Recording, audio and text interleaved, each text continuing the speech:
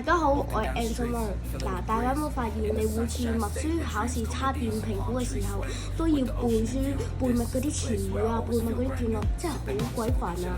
咁我就從中咧，我今日咧就會教你一招，而可以讓你咧温書好有樂趣。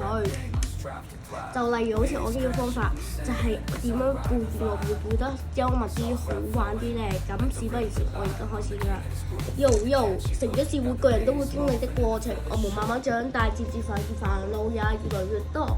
日本作家池田達就說過：苦惱的不獨你和我，人人都有某些苦惱，只是認識個而罷了。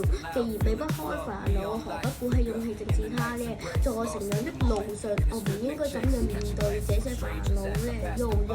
多正面思考是化解煩惱的良方。我們有煩惱時，難免被負面情緒影響，變得越來越糾結。以考試成績不理想為例，有些人總是認為我怎樣做也做不好。然而，我們也可從正面角度思考問題，例如繼續努力，下次做得更好。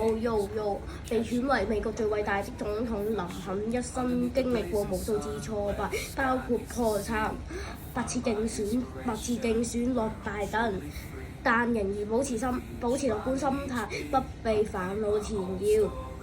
他說：我一直去環繞一下，另一隻腳也因而站不穩，但我滿口氣告訴自己，這不過是為了一覺，並不是死去而爬不起來。